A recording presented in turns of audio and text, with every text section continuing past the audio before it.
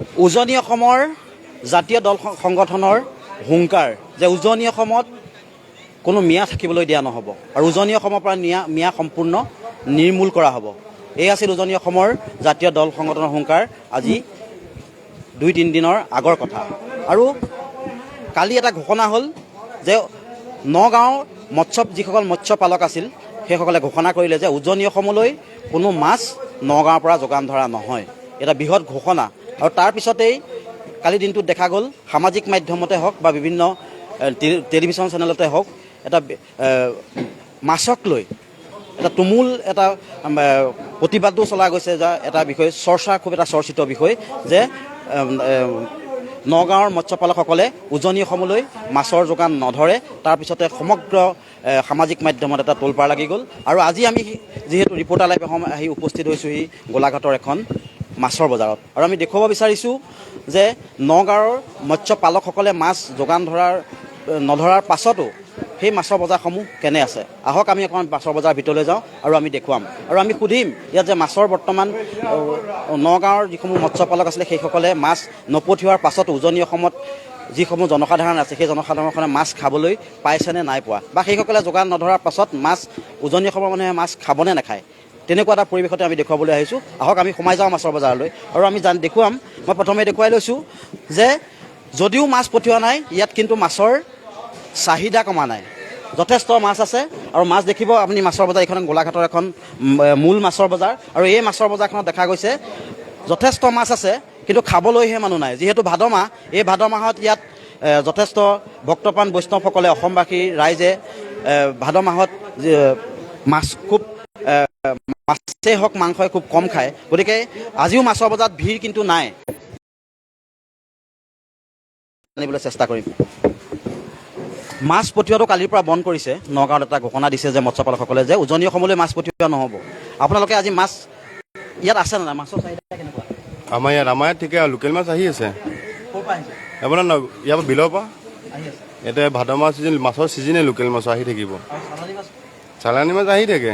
মাছৰ ইয়াত কম হোৱা নাই? মাছৰ একত কমি হোৱা নাই। যিটো ঘোষণা কৰিলে তাৰ প্ৰভাৱ ইয়াত পৰা নাই আমাৰ মাৰ্কেটত, কাৰণ আমাৰ বজাৰৰ মাৰ্কেট মানে কি আজিকালি আমাৰ গোলাঘাটত মানে কি আহোঁতে বহুত মাৰ্কেট হৈ গ'ল। যেনেকৈ মিছন তিনিআলি, বেঙেনা খোৱা, এঙাৰপাৰা, পাঁচআলি, আমাৰ আধা আধি মানুহ মানে সেইপিনে হেণ্ডেল কৰে। এইপিনে বহুত কম হয়, কাৰণ এইখিনি যিখিনি বহি আছে দোকান এইখিনি কণ্টিনিউ এইখিনিয়ে থাকে ধৰি লওক, গম পাইছে নাই? আমাৰ ইয়াত ইমান প্ৰভাৱ পৰা নাই।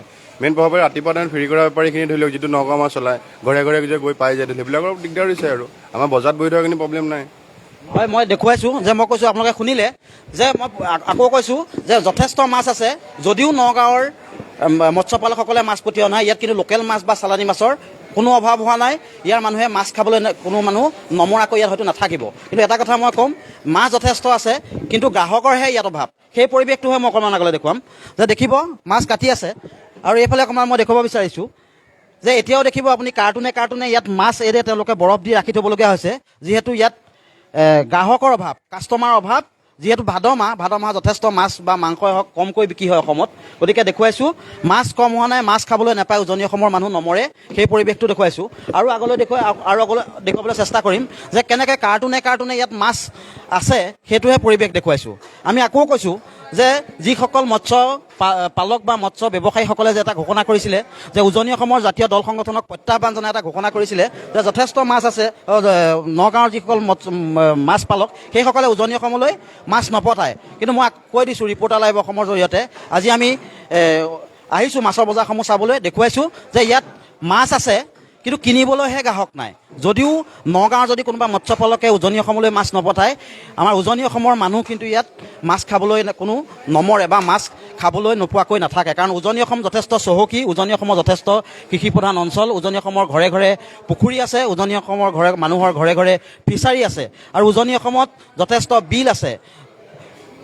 এটা কথা আমি ক'ম, উজনি অসমৰ বিশেষকৈ যিসকল লোক সেইসকলে কিন্তু আজিলৈকে চালানী মাছৰ নামত বৰ বিষ খোৱা নাই, বা লোকেল মাছৰ যিসমূহ ইউৰিয়া দিয়াই হওক বা ৰাসায়নিক দ্ৰব্য ব্যৱহাৰ কৰি যিসমূহ মাছ ডাঙৰ কৰা হয়, সেই মাছসমূহ উজনি অসমৰ মানুহে নাখায়।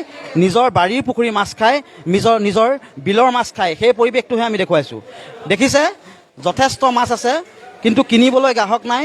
আমাক ব্যৱসায়ে কৈছে যে মাছ আছে কিন্তু কিনিবলৈহে গ্ৰাহক নাই। সেই পৰিৱেশটো দেখুৱাইছোঁ। কেনেদৰে যথেষ্ট মাছেৰে ভৰি আছে গোলাঘাটৰ মাছৰ বজাৰ, সেই পৰিৱেশটো দেখুৱাইছোঁ। আৰু এজনে মাছ কাটি আছে, মই অকণ সুধিম, অকণমান আগবাঢ়ি আহিবচোন।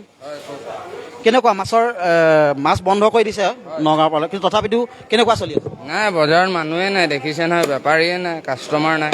কিন্তু মাছ কমিছে নেকি? মাছ কমা নাই, মাছ তেনেকুৱাকৈ আহি আছে। মাছ আহি আছে ন? হয়, লোকেল মাছ আহিছে? লোকেল আহিছে। চালানী? চালানীটো আজি নাই অহা, লোকেল আহি আছে। ক'ৰ পৰা আহিছে লোকেল মাছটো? এইটোতো নগাঁৱৰ পৰাই আহিছে না। নগাঁৱৰ পৰা আহিছে? নগাঁৱটো বন্ধ কৰিছিলে বুলি কৈছিলে। আজি আহিছে ছাৰ, গম নাপাওঁ। বন্ধ কৰিছে, আজি গাড়ী আহিছে, কালিৰ পৰা আহে নে নাহে গম নাপাওঁ, আজি আহিছে। হয়, আপোনালোকে শুনিলে যে যদিও বন্ধ কৰিছে কিন্তু কিছু মৎস্যপালক তেওঁলোকে মুখেৰে কথা কয় কিন্তু কামেৰে সেইদৰে নহয়। নগাঁৱৰ মৎস্যপালকে কৈছে যে মাছ তেওঁলোকে উজনি অসমলৈ নপঠায়, কিন্তু আমি মাছৰ বেপাৰীৰ পৰাই শুনিলোঁ যে তেওঁলোকে মনে মনে এইদৰে মাছৰ উজনি অসমলৈ যোগান ধৰি আছে। আৰু সিও এক ৰহস্যৰ কাৰণ মুখেৰে কোৱা আৰু কামেৰে কৰাৰ মাজত যথেষ্ট পাৰ্থক্য থাকে। যদি মাছ তেওঁলোকে নপঠায়, লোকচানটো তেওঁলোকৰহে, উজনি অসমৰ মানুহৰ লোকচান নহয়, বা উজনি অসমৰ মানুহে মাছ খাবলৈ নাপায়, নমৰে। সেই পৰিৱেশটো আমি দেখুৱাই আছোঁ। আৰু আমি ক'ব বিচাৰিছোঁ যে যিসমূহ বৰ্তমান জাতীয় দল সংগঠনে প্ৰতিবাদ কৰিছিলে যে উজনি অসমৰ পৰা মিয়াই হওক বা অনা অসমীয়াসকলৰ যি দপদপনি সেই কমাব লাগিব, আৰু তাৰ প্ৰতিবাদত মৎস্যপালকসকলে যি হতকাৰী সিদ্ধান্ত লৈছে তাৰ ফল তেওঁলোকে হয়তো নিজেই ভুগিব। তাৰ জ্বলন্ত উদাহৰণ আজি গোলাঘাটৰ এই মাছ বজাৰৰ পৰা দেখুৱাইছোঁ। আৰু দেখিব, এতিয়াও দেখিছে লোকেল মাছ এইদৰে চৰিয়াত নাচি আছে। লোকেল মাছ, এই শিঙিৰ মাছ, মাগুৰ মাছ এইদৰে নাচি আছে। আৰু উজনি অসমৰ মানুহে এইদৰে লোকেল আৰু মাগুৰ মাছেই খায়, নিজৰ বাৰীৰ পুখুৰী, নিজৰ বিলৰ পুখুৰী মাছেই খায়। তাৰ পৰিৱেশটো আমি দেখুৱাইছোঁ। আৰু আমি আচলতে সঁচা কথা ক'বলৈ গ'লে আমি প্ৰত্যাহ্বান হিচাপে গ্ৰহণ কৰিছোঁ। এইকাৰণে গ্ৰহণ কৰিছোঁ যে আপোনালোকে শুনিলে যে মাছৰ বেপাৰীয়ে কৈছে যে নগাঁৱৰ মাছ আজিও আহি আছে। গতিকে সিও এক ৰহস্যৰ কাৰণ। মাছ নপঠিয়াওঁ বুলি কোৱাৰ পিছতো ইয়ালৈ মাছ আহি আছে, সি এক ৰহস্যৰ কাৰণ। আৰু খুব ডাঙৰ কথাটো হ'ল যে মাছৰ যি চাহিদা, সেই চাহিদা কমা নহয়। মই বাৰে বাৰে কৈছোঁ, খালি ভাদ মাহ হোৱাৰ কাৰণে অসমত ভাদ মাহত যথেষ্ট মাছ মাংস মানুহে কম খায়। ভক্তিপৰায়ণ মানুহ অসমৰ মানুহ, সেইকাৰণে হয়তো মাছ মাংস কিছু কমিছে। গ্ৰাহক খোৱাৰ মানুহৰ সংখ্যা ভাদ মাহত কম হয় কাৰণে মাছৰ গ্ৰাহকহে ইয়াত কমিছে, মাছ কিনা গ্ৰাহকৰ সংখ্যাহে কমিছে, মাছৰ চাহিদা কমা নাই। সেই পৰিৱেশটো আমি দেখুৱালোঁ। আৰু আমি এটা কথাই জনাব বিচাৰিছোঁ অসমৰ মানুহক বা উজনি অসমৰ মানুহক যে আপোনালোকে সামাজিক মাধ্যমত যেনেদৰে লিখা মেলাবিলাক কৰি আছে, সেই পৰিৱেশবিলাক যদি আপোনালোকে নিজেই বজাৰসমূহলৈ আহে গম পাব যে যেনেদৰে তেওঁলোকে কৈ আছে নগাঁৱৰ মৎস্যপালকসকলে, কিন্তু তেনেদৰে ঘটনা নহয়। তেওঁলোকে বাধ্য মাছ পঠাবই লাগিব, কাৰণ যদিহে তেওঁলোকে মাছ নপঠায়, তেওঁলোকৰ নিজৰ পুখুৰীৰ মাছ হওক বা জৰৈ নহওক, তেওঁলোকৰ নিজৰহে লোকচান হ'ব। সেইটো আজি জ্বলন্ত প্ৰমাণটো আমি আজি দেখুৱালোঁ। আৰু আমি আশা ৰাখিছোঁ যে উজনি অসমৰ মানুহে এতিয়াও যেনেদৰে খাই আছে নিজৰ বাৰীৰ পুখুৰীৰ মাছ বা বিলৰ মাছ, খাই থাকক। আৰু এই মাছৰ যিটো চৰ্চা চলি আছে, এই মাছৰ চৰ্চাটো যাতে খুব সোনকালে নাইকিয়া হওক, এইহে আমি কামনা কৰিছোঁ। আৰু এই মৎস্যপালকসকলে যেনেদৰে বহি আছে, আজিও হাঁহি মুখে বহি আছে, তেওঁলোকে কোনো বিষাদৰ মুখখন তেওঁলোকৰ বিষাদৰ আমি দেখা নাই। আমি আশা ৰাখিছোঁ এই বিষাদ তেওঁলোকৰ হয়তো নাই। যদি মাছ নাহিলহেঁতেন বা মাছ বিক্ৰী নহ'লহেঁতেন, তেওঁলোকৰ মুখতে ধৰা পৰিলহেঁতেন, কিন্তু আমি তেনে দেখা নাই। মাছ নাহিলেও অসমত মাছ চলি আছে, ৰাইজে খাই আছিলে। নগাঁও মাছ নাহিলেও চলিব, কেলৈ আমাৰ অসমত আছে মাছ, জেগা আছে, ফিচাৰী আছে, নদী আছে, বিল আছে, ঢেৰ মাছ আছে।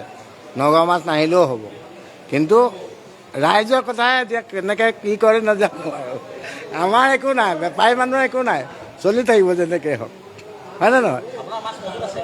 হয়, এইকেইটাই আছে মোৰ আদায়। হয়, শুনিলে আমি দেখুৱালোঁ। আমি আশা ৰাখিছোঁ আপোনালোকে বাতৰিটো প্ৰচাৰ কৰিব, কাৰণ বাতৰিটো এইকাৰণেই প্ৰচাৰ কৰিব যিহেতু কোৱা হৈছে যে মাছৰ বজাৰত মাছ নাই।